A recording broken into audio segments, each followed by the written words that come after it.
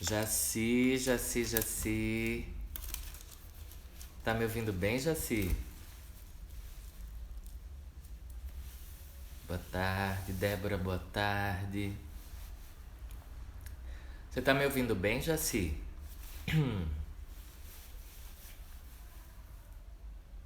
Vocês me ouvem bem? Me deem um ok se vocês estão me ouvindo bem. Que ótimo, que bom, que bom. Daniel, querido, vi que você entrou lá no grupo do WhatsApp, não foi? Espero você. Tomara que você faça aula. Você vai fazer aula de amanhã, é isso? Ah, que massa. Você já teve alguma experiência com constelação familiar, Daniel?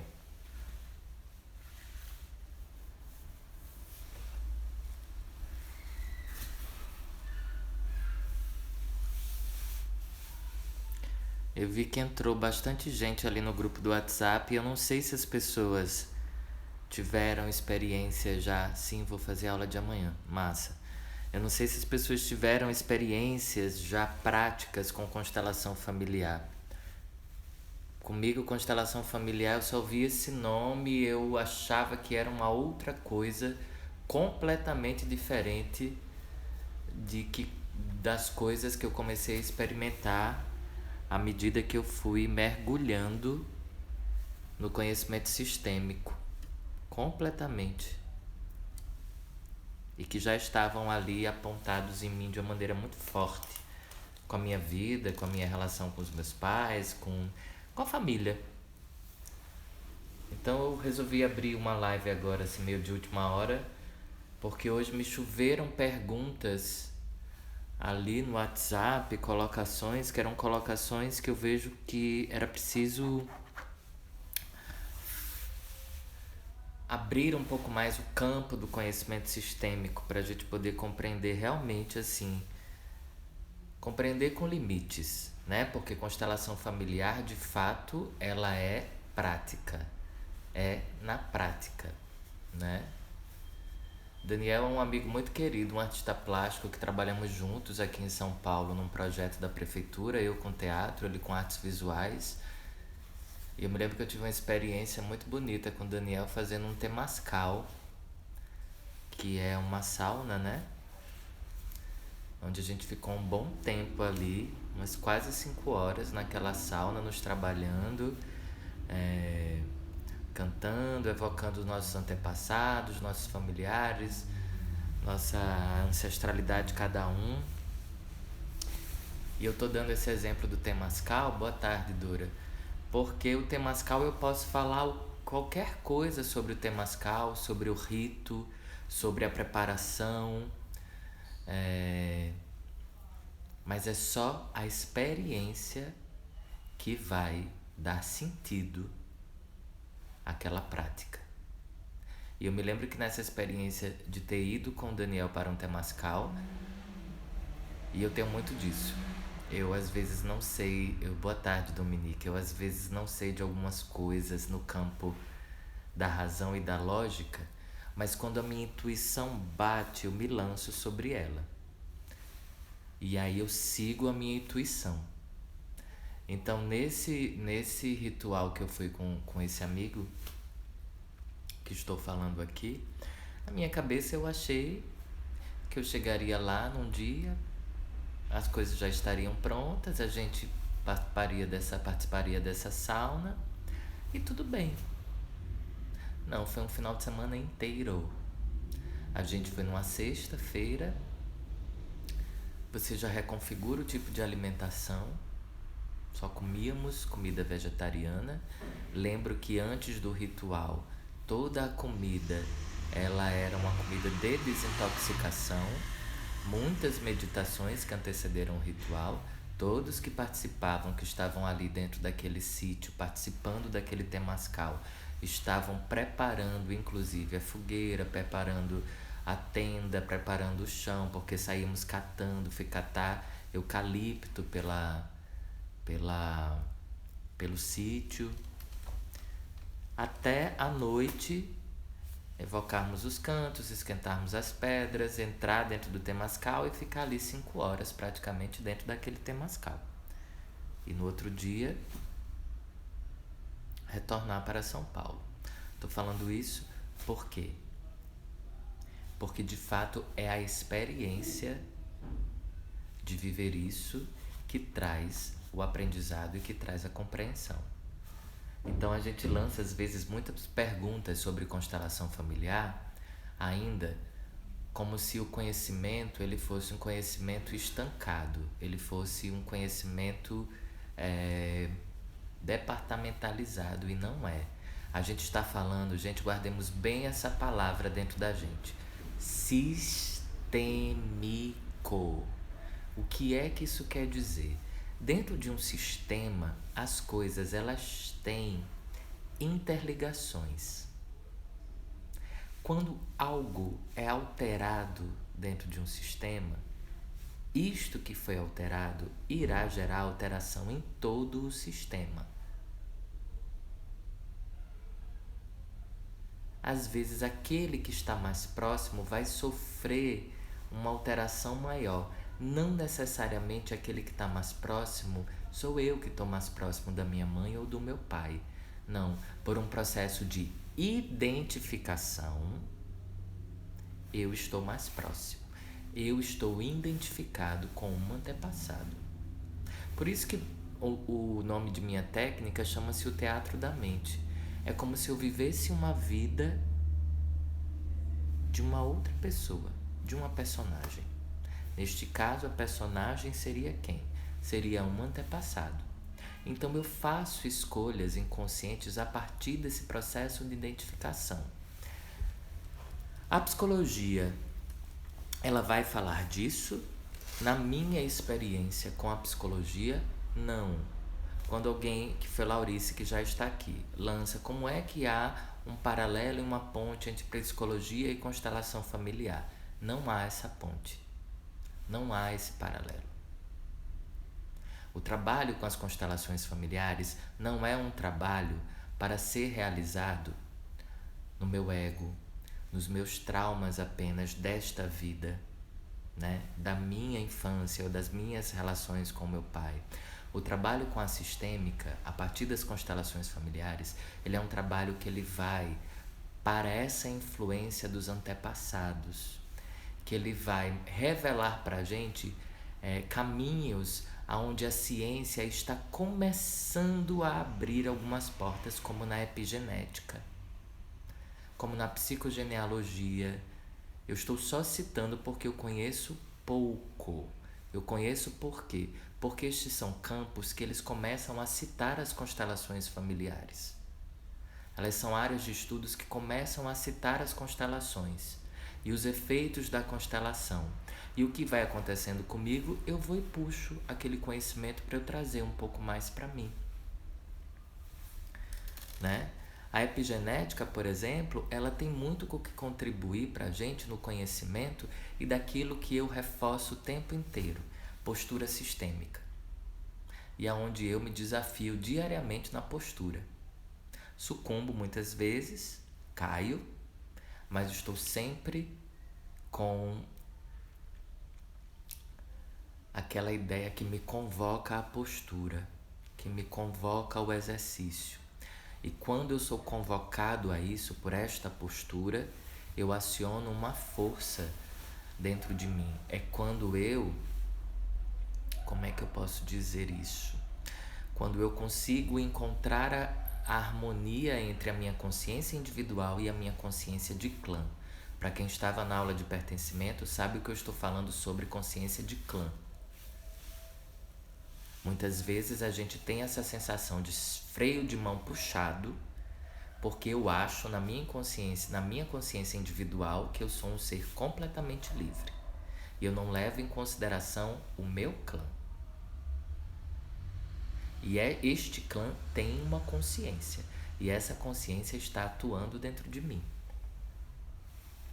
o tempo inteiro, desde o momento que você nasce até o momento que você for morrer, ou quiçá ela atua até no momento de sua morte, ou na forma que você morreu, que determinada pessoa morreu, que você morreu, né? Se eu falo se você morreu, você não estaria aqui. Ou da forma que aquela pessoa morreu. Então a consciência de clã, ela tanto nos limita quanto ela também nos liberta. Ela tanto pode nos dar essa sensação de freio de mão puxado, quanto ela pode nos impulsionar para frente, para a vida. Por isso que quando a gente faz um exercício sistêmico, como a gente fez na aula de pertencimento, eu sempre pergunto, você tem uma sensação de que seu corpo está indo para trás ou se seu corpo está indo para frente? Ou se você está ancorado aqui? O corpo da gente ele está trazendo todas essas informações. E é a partir daí, por exemplo, que a epigenética começa a atuar. A epigenética também ela nos traz que nós não estamos fadados aos nossos condicionamentos genéticos, mas que os nossos comportamentos e os nossos hábitos, eles mudam a nossa genética. Por isso postura. Porque se eu não exerço a postura, o campo, o clã, me puxa. E aí eu não tenho como criar mudanças na vida. E essas mudanças também diz respeito à criação de novas sinapses, à alteração ali nas tuas células. Vamos pensar uma coisa, minha gente. Vou trazer essa reflexão aqui pra gente. Eu nasci numa família que tem um forte grau de tristeza e depressão, tanto do lado de pai quanto do lado de mãe. Vou dar esse exemplo. A tristeza, nesse sentido, ela é um pacto de fidelidade desta consciência de clã. A tristeza é o que faz com que as pessoas se sintam pertencentes àquela família, certo? Este é um processo consciente de forma alguma. Isso se dá de uma maneira muito inconsciente. É o clã atuando. É o clã que se sente pertencente, que te faz se sentir pertencente através da tristeza. O que vai acontecer nas tuas células é que elas vão ter receptores abertos para a tristeza. São esses receptores que estão abertos, porque esta informação que está ali o tempo todo inundando a sua vida, o seu corpo, as suas células. No entanto, essas células também elas têm receptores, né, que eles também podem receber a alegria e irradiar a alegria enquanto uma sensação. Eu nem estou falando aqui dos hormônios. Melatonina, serotonina, dopamina, né, adrenalina, neuroadrenalina. Nem estou falando pra gente, estou tentando trazer de uma maneira mais simples. Se eu não alimentar o meu corpo para que ele emita frequências de alegria, o que vai acontecer com as minhas células no que diz respeito à alegria? Vai estar atrofiado. Só o que está alimentado, porque foi alimentado diariamente, transgeracionalmente, foi a tristeza.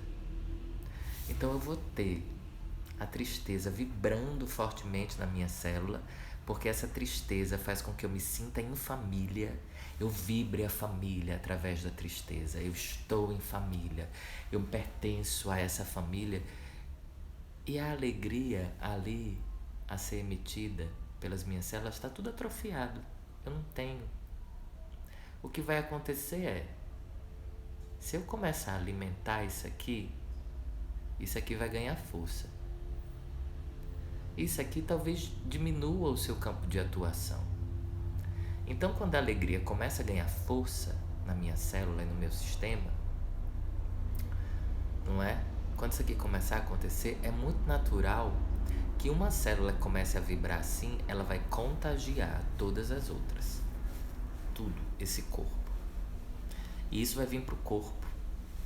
E este corpo indivíduo, ele vai, de alguma maneira, se descolar um tanto dessa frequência, desse código de pertencimento que é a tristeza. E ele provavelmente vai se sentir isolado e sozinho. Porque ele já não mais está vibrando na tristeza.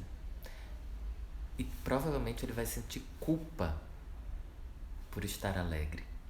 E que culpa é essa? É como se ele estivesse traindo todos os outros do seu clã.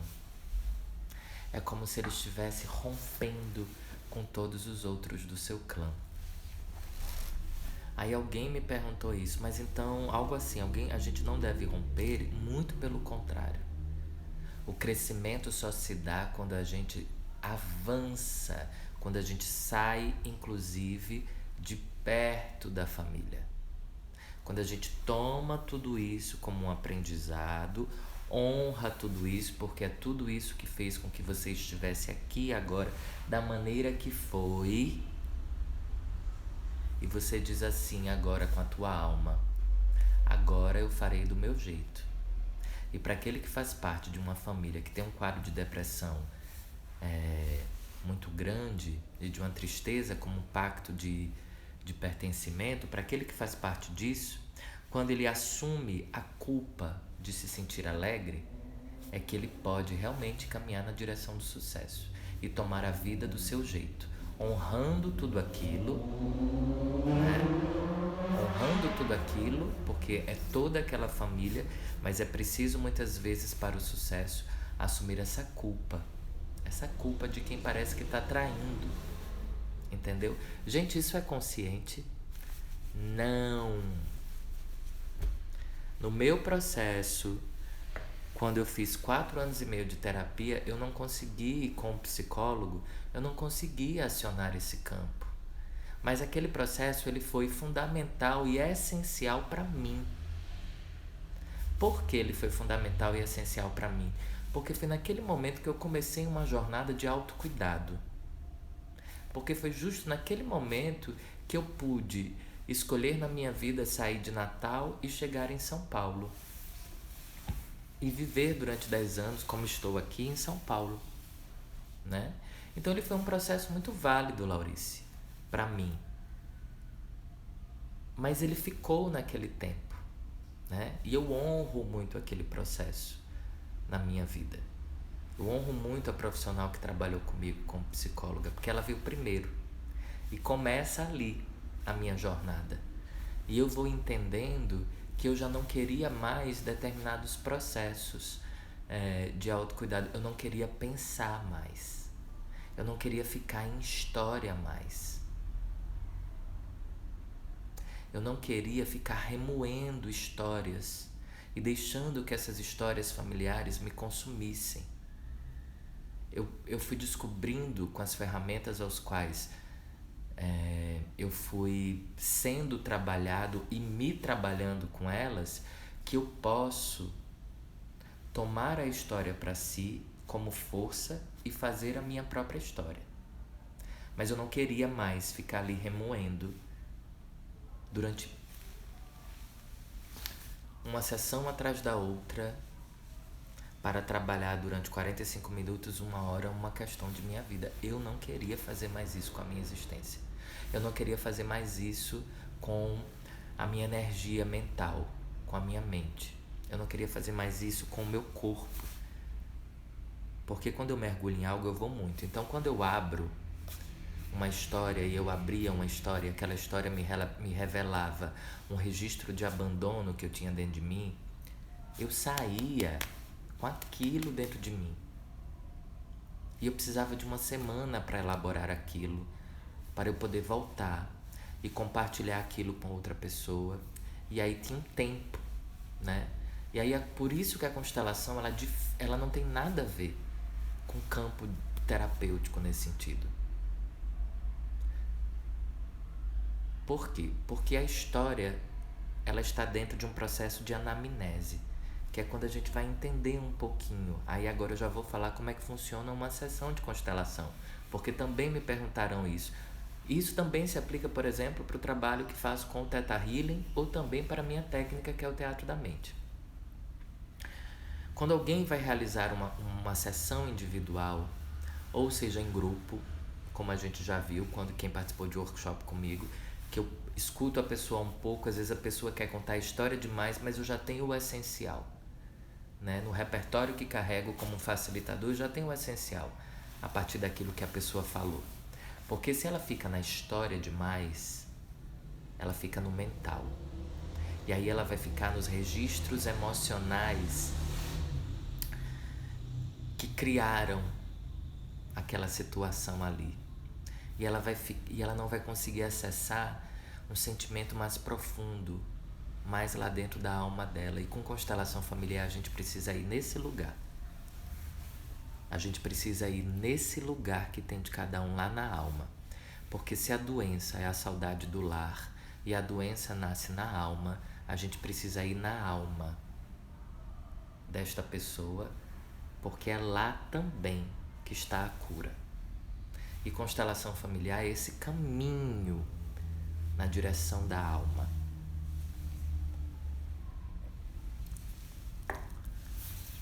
Então eu fui compreender que a gente precisa, por exemplo, numa sessão, como é que ela se dá?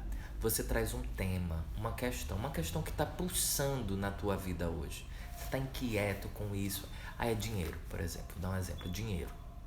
Você está inquieto com dinheiro. Por quê? Porque você não consegue, o dinheiro não fica na sua mão, ou porque às vezes você faz determinado trabalho, você é bem ressarcido pelo dinheiro, mas imediatamente esse dinheiro vaza da tua mão, voa, você não consegue administrar, você não tem uma inteligência com dinheiro e você vive altos e baixos com grana, ou você tem uma vida em relação, um sentimento em relação ao dinheiro que não... de ansiedade, ou como se aquele dinheiro não fosse o suficiente pelo serviço que você entrega, enfim, ou você sente que você pode mais e o dinheiro nunca vem. Seja o sentimento e a energia que for que você traga em relação ao dinheiro. Então você traz, o dinheiro vai ser a porta de entrada para a gente descobrir. Por quê? É através do dinheiro que este nó existencial que está na tua alma está se apresentando. Então a gente precisa da porta de entrada. A porta de entrada é o assunto, é o tema. E à medida que a pessoa vai falando sobre esse assunto, o constelador, o facilitador, ele tem repertório para ir codificando aquilo que a pessoa fala. Eu, por exemplo, eu consigo reconhecer na linguagem. A pessoa falando, eu já consigo reconhecer onde é que existe um nó. Quando o Cris faz uma provocação que é assim, minha gente, vamos pro positivo. O que é que Cris está convocando? Uma mudança de postura mesmo, uma mudança de criação de novas sinapses. Esse horário eu não posso e tal, não sei o quê. Quando a gente muda a visão, a gente muda a energia da gente, a gente está alterando no corpo, a vibração mesmo das células. Então, à medida que a gente vai fazendo isso constantemente, cotidianamente, você imagine o campo eletromagnético que você não vai criando ao seu redor. O campo eletromagnético de atração, inclusive, porque você vai começar a vibrar em sentimentos, em emoções muito mais altas e muito mais elevadas. O que é que não vai acontecer com a tua aura? O que é que não vai acontecer com os teus corpos?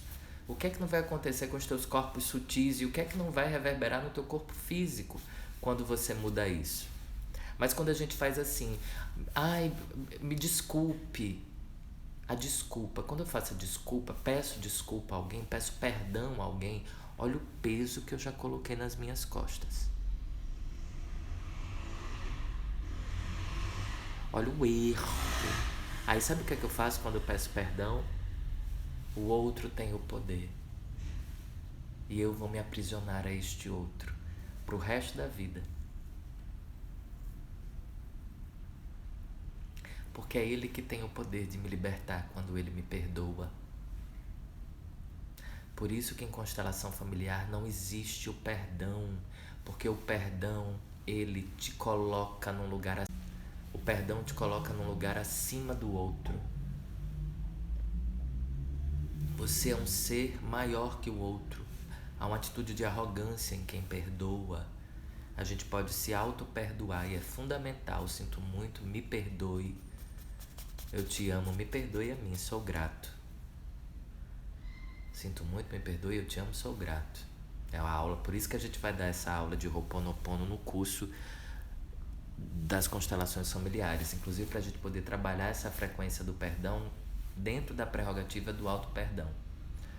E que frase a gente usa e que expressão a gente usa dentro das constelações familiares? Sinto muito. Eu ainda vejo gente dentro do WhatsApp pedindo desculpa. Eu ainda vejo gente que constelou comigo e que já fez 3 cursos comigo pedindo desculpa.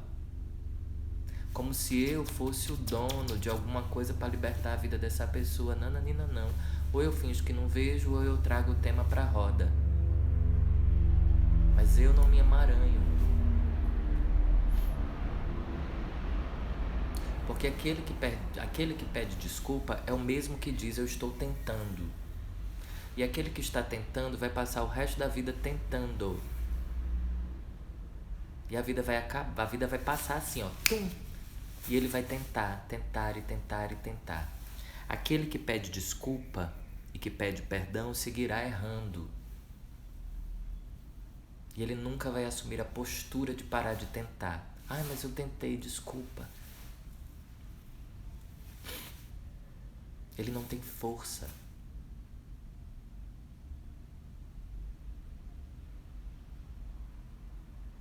E constelação a gente precisa entender, e eu entendo muito, pelo menos é o campo que eu abro. É uma conexão com sua força. Tome a sua força. Ela é seu direito, ela é sua. Só você pode tomá-la, ninguém mais.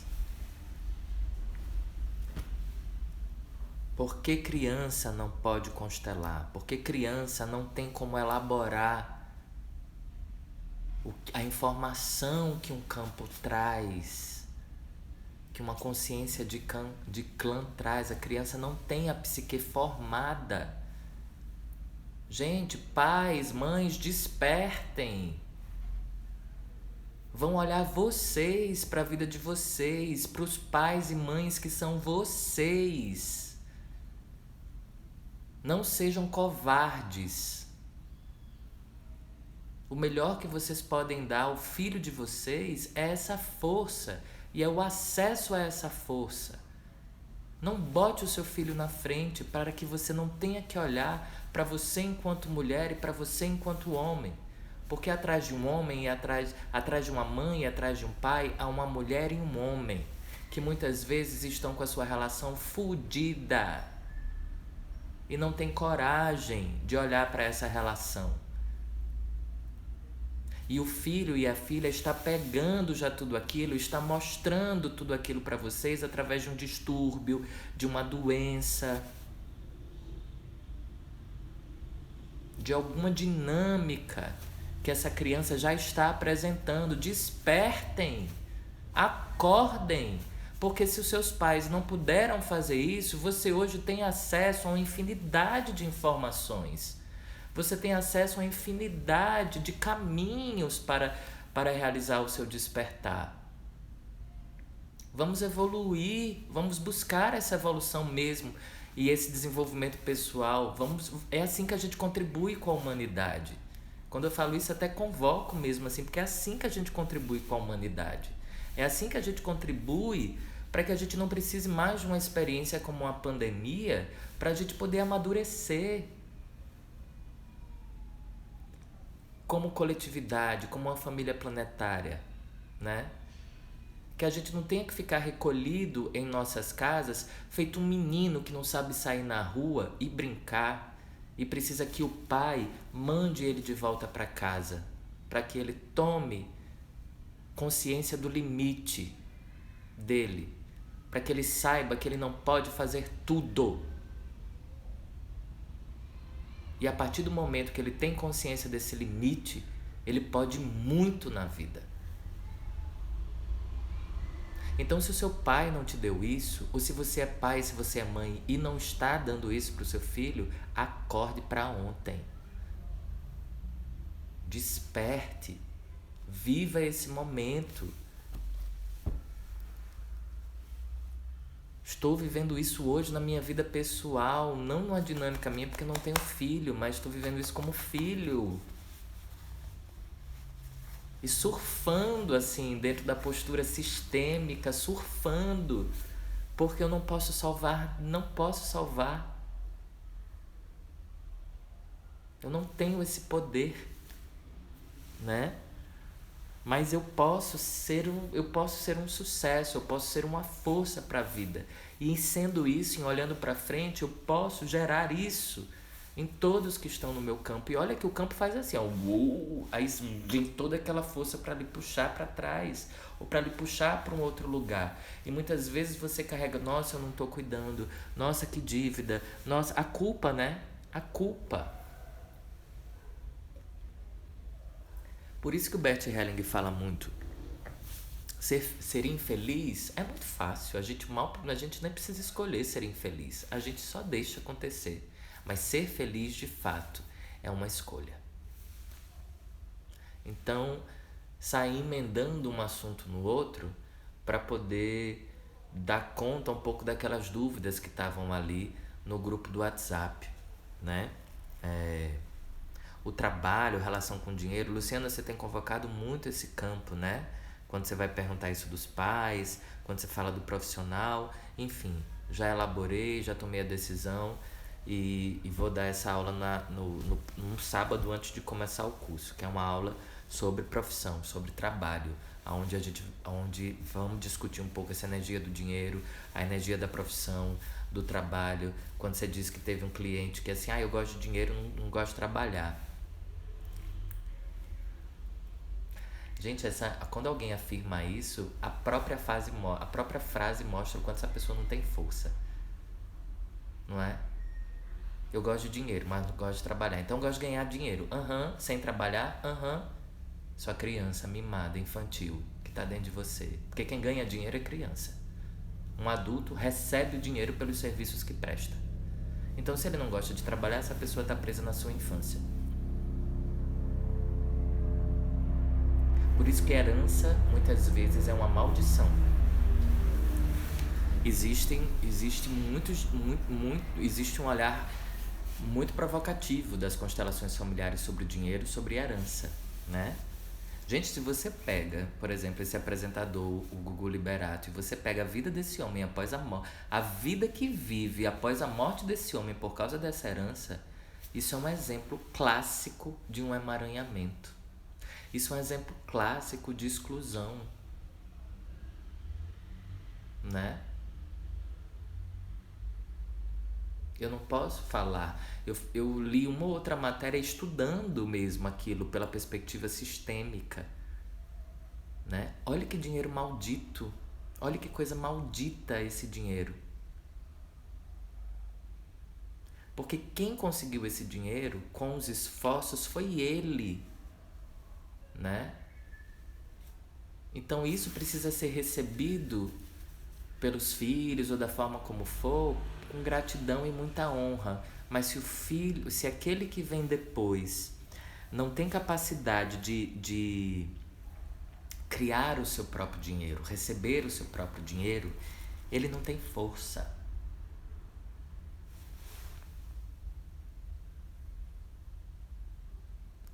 Quando a gente diz, por favor, não me peça desculpa, por isso que você não tem desculpas, eu não desculpo.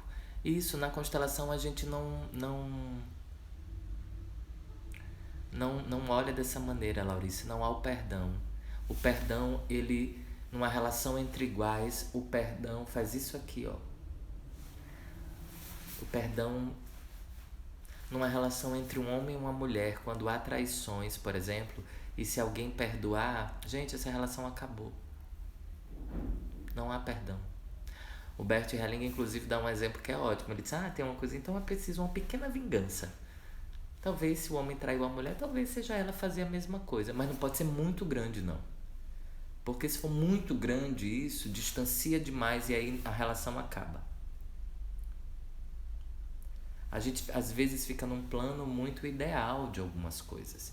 Mas a gente precisa trazer para o fenômeno, para a prática. A constelação é aqui, ó. É tete a tete, galera. É de fato um confronto mesmo, um confronto diante do outro, mas um confronto que diz respeito a estar de frente. Por isso que quando você constela, não fecha o olho. Olha para mim. E perceba que toda vez que você vive isso na vida, olhando de frente para algo, quanto você sai fortalecido, por mais que doa, por mais que você tenha que admitir os seus erros, por mais que aquela pessoa que está ali na tua frente, o teu amigo que está ali na tua frente esteja mostrando os teus erros, Mas aquele que se mantém diante de você e tem a coragem de mostrar os teus erros é aquele que está lhe dando o maior presente que você pode ter, porque ele está lhe dando uma oportunidade de tomar a força. E essa força vem da dignidade. E isso tem a ver com o pai.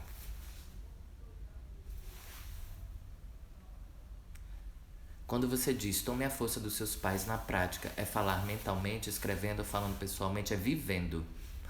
Vivendo, Luciana? Vivendo. Essa é uma pergunta retórica. É vivendo. Eu volto de novo, porque essa live está aqui para a gente entender o que é. Sabe o que é tomar a vida? Faça sucesso.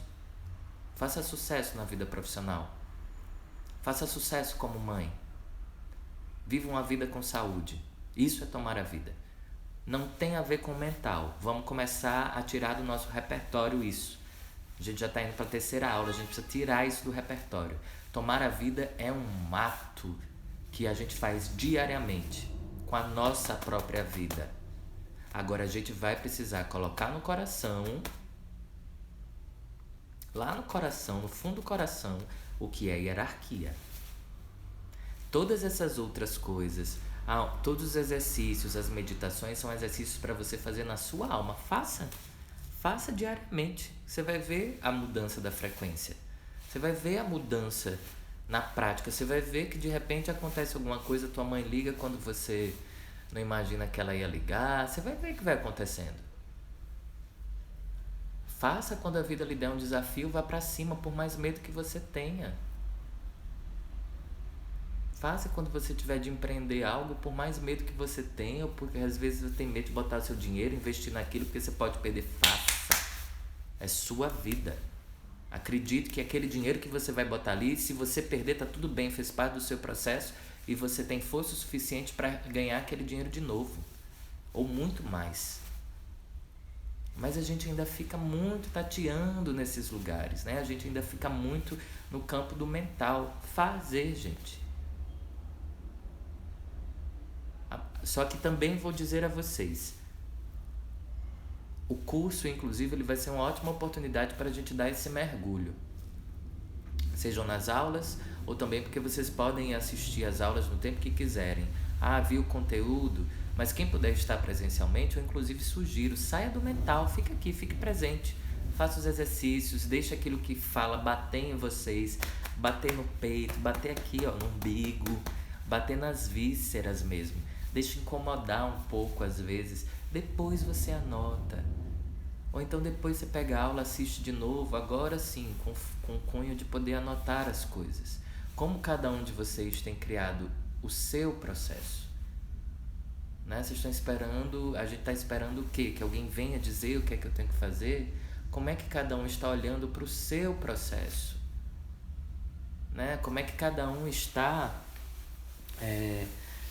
criando as suas estratégias para poder se manter na postura, né? E postura sistêmica, gente, quando a gente compreende a postura sistêmica a partir de 4 pilares: estar a serviço, humildade, gratidão e disciplina, a gente vai ver que quando a gente começa a exercitar isso sistemicamente, a gente já colocou essas ordens sistêmicas, essas leis sistêmicas no nosso coração.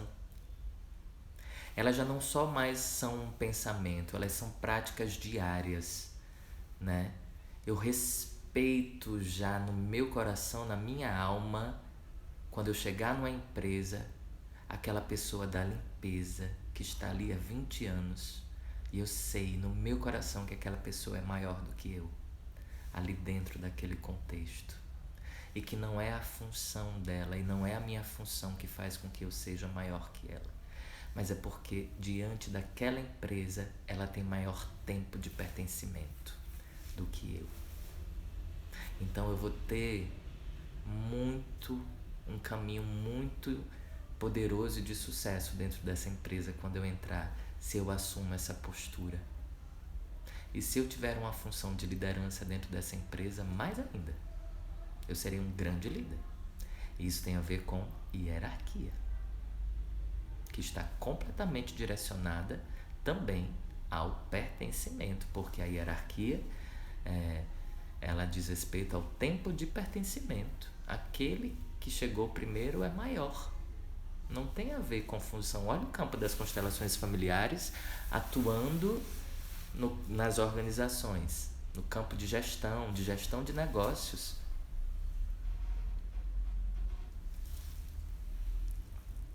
Então esse é um conhecimento que ele precisa vir para a prática, para o seu dia a dia. E ele vai vir de todas as formas. À medida que você vai estudando, à medida que você vai lendo, à medida que você vai participando de uma live, à medida que você toma a iniciativa de catar conteúdos em outros lugares, de ir no YouTube. Eu falo sempre, muitas perguntas que estão ali no meu grupo do WhatsApp, elas, João, como ver os primos pobres em um clã? Eu já falei disso, viu? Depois essa live eu vou deixar salva e aí eu acho que volta para não ter que ficar repetindo o mesmo assunto, né? Mas eu já falei disso. Mas isso, não sei se tu estava na aula de pertencimento, também a gente fala muito disso nas aulas. E é disso que eu estou dizendo. Essas são perguntas que elas ficam insistindo ainda, ou elas batem ainda dentro da gente, porque a gente ainda realmente não tomou o conhecimento para si. A gente ainda está deixando que essas perguntas fiquem quase no mental, que essas conexões fiquem no mental. Quando eu leio a pergunta, como ver os primos pobres em um clã? O que é que me parece? Que há uma dinâmica de pertencimento pela pobreza. Há uma arrogância na pergunta. Por que o primo pobre? Por que eu estou olhando ele como pobre? Por que eu não estou olhando ele só como primo? Só como parte de minha família? Por que eu não sinto a vibração dele como parte de minha família? E por que o dinheiro tem que balizar um primo pobre ou um primo rico? É assim que a gente vai percebendo como as ordens e como as leis sistêmicas estão atuando. Primo é primo, né? É assim. A gente vê um primo como primo. Qual é a tua relação com o teu primo na tua infância? Como é que vocês viviam? Como é que foi tudo isso? Como é que vocês brincavam? Como é que vocês se amaram enquanto primos? Como é que vocês se divertiram juntos? Há competição dentro dessa família? Dentro desse campo? Onde nasce ela? Quem é que quer mostrar que é melhor que o outro? Se isso existe, há exclusão. Porque em todo jogo de poder, alguém perde e ao perder é excluído. É muito fácil para mim pegar uma frase como essa e dar esse mergulho no conhecimento, porque é um mergulho que eu faço diariamente. E é um processo para cada um nesse sentido,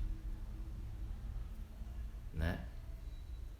Isso a gente precisa tirar do mental, porque a gente pode ler uma frase, uma pergunta e imediatamente entrar às vezes em conexão com o campo da pessoa. Mas isso quem vai fazer é um facilitador de constelação familiar, porque ele está se trabalhando, se treinando e fazendo isso com a sua própria vida.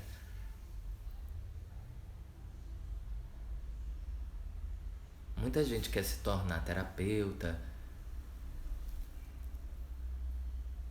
constelador familiar, seja o que for, sem ter deixado isso entrar na sua vida. Não adianta, precisa viver. Isso é um desafio diário. Precisa viver. Não, gente, não vai resolver assim. Não é assim. A gente muda, claro. A gente avança. Nossa, mas parece tão difícil, é um ponto de vista. Por que parece tão difícil? Talvez porque você esteja permanecendo na fraqueza e não caminhando para a força? Você não está resistindo à fraqueza, por isso que é difícil? Porque você ainda não desenvolveu uma musculatura emocional e de sentimento suficiente para você dar passos mais desafiadores na sua vida? Porque você está esperando ganhar dinheiro? É isso? e não mover todas as energias e toda a vida que há em você para que você resolva alguma dinâmica aí que você está inquietado, você está... Por que é difícil? Por que o ponto de vista do que é difícil? Por que esse auto-julgamento tão grande? Então, se há um auto-julgamento, há exclusão. Não, João, não estou julgando. A pergunta é que parece que há um carimbo... Um quê? Um carimbo à família, muito além do indivíduo. Como assim, um carimbo?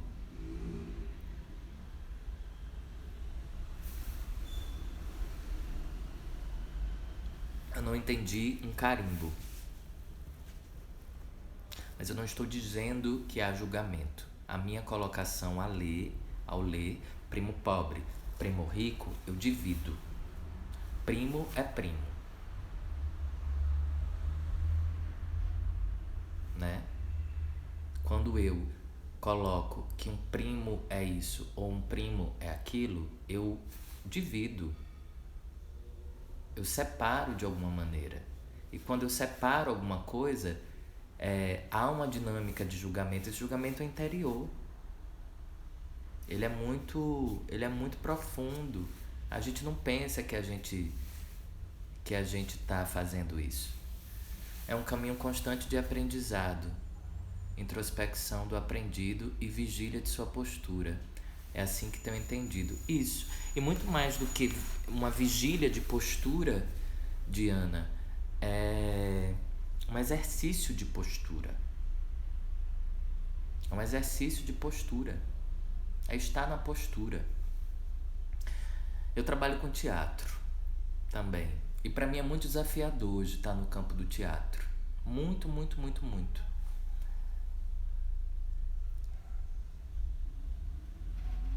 Porque é um campo ideológico muito forte. E às vezes eu sinto no campo da arte que a gente produz muita arte em cima de um vitimismo muito forte, muito grande, de um campo do tempo todo pelo olhar da vítima. E isso no campo do discurso ideológico serve a muita coisa, mas no campo da alma, da felicidade, da prosperidade, de tantas outras coisas, é muito complicado, é muito difícil. E o Bert Hellinger, ele é para mim um dos grandes pensadores do século XXI. Ele traz mesmo um sistema filosófico, porque ele nos coloca numa relação com as relações mais íntimas, desde o campo familiar, mas com as relações institucionais, com a política, né?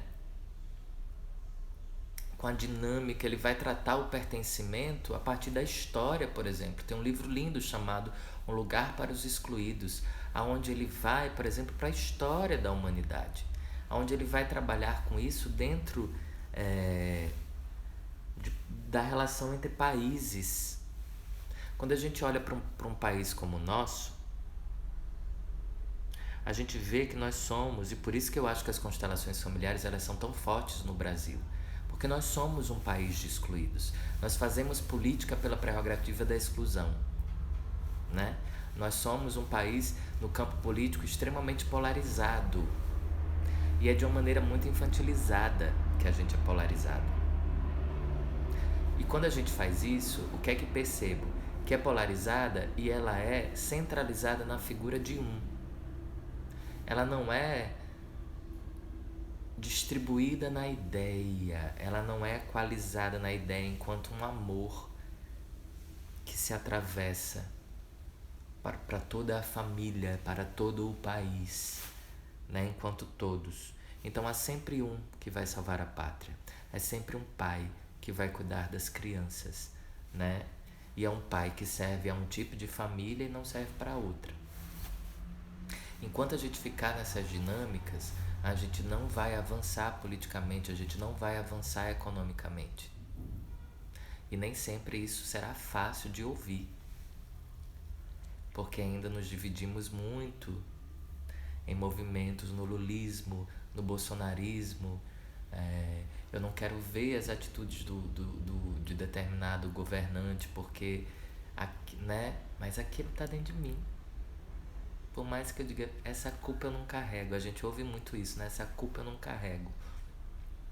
Quando alguém fala isso, ela está numa postura infantil, né? Ela não quer se responsabilizar. A gente só muda algo quando a gente carrega a culpa. Lembra do pertencimento? A gente só faz sucesso quando a gente, inclusive, algumas vezes, dependendo do contexto, carrega a culpa de fazer o sucesso.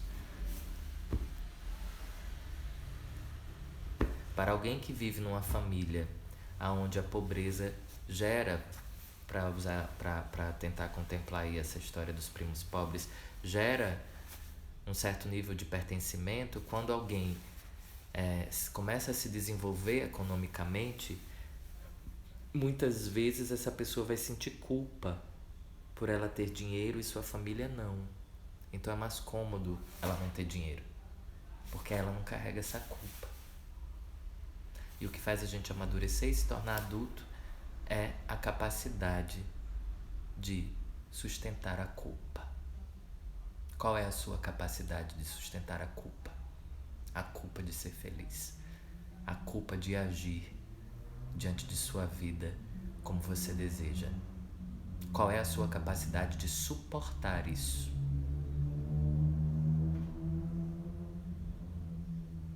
Por isso que a gente vai falar de força, porque é a força que vai trazer essa capacidade pra gente. Por isso que quando eu vou abrir a consciência familiar, a consciência de clã, eu vou acionar esta força, que ela está em mim. Qual é a sua capacidade de suportar o isolamento social? Qual é a sua capacidade de suportar as dinâmicas e mudanças que a vida está trazendo para a gente nesse momento? Econômicas, estruturais, sociais. Qual é a sua capacidade de suportar a vida nesse momento?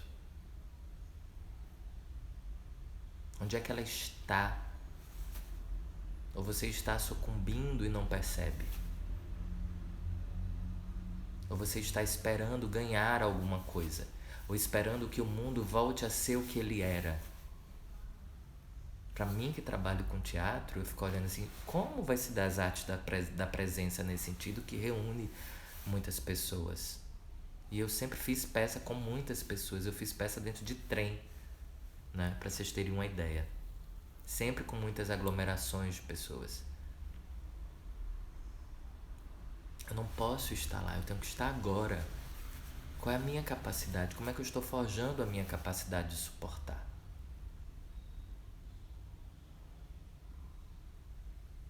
Por isso que não adianta, tem coisas que vão ser perguntadas aqui, a gente vai ficar no campo retórico, gente. A gente vai ficar no campo do racional. Constelem, vos incentivo, constelem. Vão atrás de algum constelador, vão atrás de viver a experiência. Eu não tinha como viver o Temascal de uma forma intelectual, eu tinha que entrar dentro daquela sauna, passar 5 horas. Como se dá? É isso que eu lhe digo, constele. São perguntas que a gente vai ficar no campo retórico, a gente precisa viver a experiência. Constele. Gente, vos convoco, constelem, vivam essa experiência, tirem essa coisa toda do mental e vão para as vísceras, adentrem a alma. Aqui, às vezes, quando falo algumas coisas, vez ou outra vem alguém que diz assim, nossa, minha perna tá tremendo com o que eu vi. Bingo, começou. Como alguma coisa, isso vai ser sempre uma fórmula, constelem. Não busquem atendimentos nas lives, não busquem atendimento nas leituras que você faz, né? Não é assim. Constele, gente. Constele, se a constelação é um caminho, vá atrás dele. Se você está sentindo essa força, vá atrás dele. Tem muita gente legal na internet. Não estou falando isso para vir constelar comigo, não. Tem muita gente legal. Vão atrás, vivam. Mexam no bolso, bota a mão no dinheiro mesmo de vocês e invistam em vocês. Tem constelador que a sessão de constelação é 620, tem constelador que a sessão é R$ 1.500, tem constelador que a sessão é 150, tem constelador feito eu que é 390, tem de tudo que é preço. Sinta o campo e vá. Mexa na energia do dinheiro. Dinheiro é energia para estar em movimento. Dinheiro não é energia para estar estagnada, não. O dinheiro gosta de ser distribuído. O dinheiro gosta de ser gerado. Se você tem medo de fazer isso com essa energia, você está bloqueando esse fluxo dentro de você. O dinheiro que recebo com algo, eu coloco em um lugar, eu coloco em outro. Isso me dá força. Isso é o que dá força, né? Os desafios que eu enfrento quando abro um curso, quando vou em determinadas dinâmicas, mas se der gente, se não der, não sei o que, mas é assim mesmo, vai com medo mesmo. Mas e agora? Como é que é o momento? O teatro a gente vai descobrindo fazendo.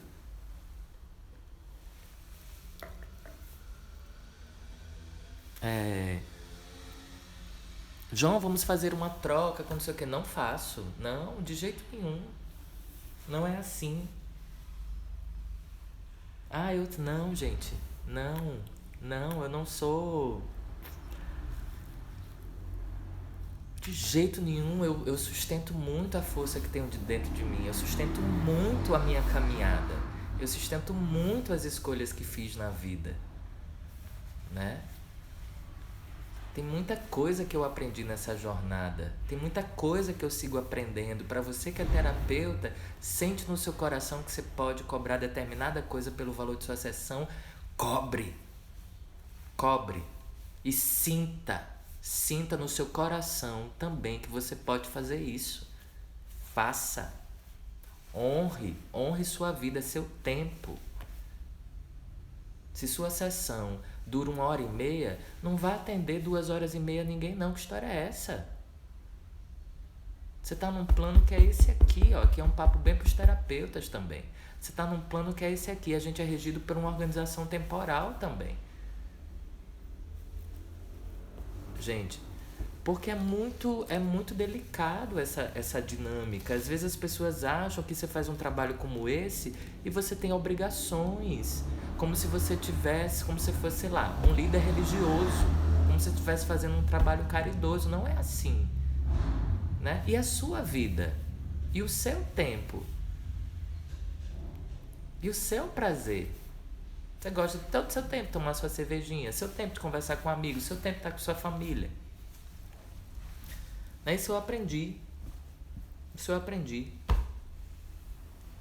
Eu já estava em Natal uma vez numa festa com uma moça na Itália mandando mensagem pra mim. E eu que queria atendimento. E eu ali no meio da festa dando corda pra esse tipo de coisa, meia-noite. Mas nunca faço isso na minha vida, gente. Mas nunca. Não tenho mais essa crença, é uma crença de curador. Tá bom?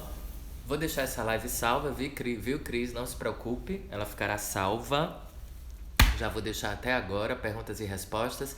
Amanhã temos nossa aula sobre equilíbrio de troca às 14h30. Vos espero amanhã. O valor de troca dessa aula é R$30. Quem desejar e sentir no coração, venha para se inscrever nessa aula. Tem o link na minha bio aí, você tem um formulário. Você se inscreve, manda o comprovante lá para a produção, para a Cris, que amanhã a gente se encontra, que eu preparei uma aula muito legal para a gente amanhã. Tá bom? Vos aguardo. Para quem sentiu o chamado, se jogue, venha, e cada um vai no seu tempo e cada um vai no seu processo, que tá tudo certo. Tá bom? Beijo grande.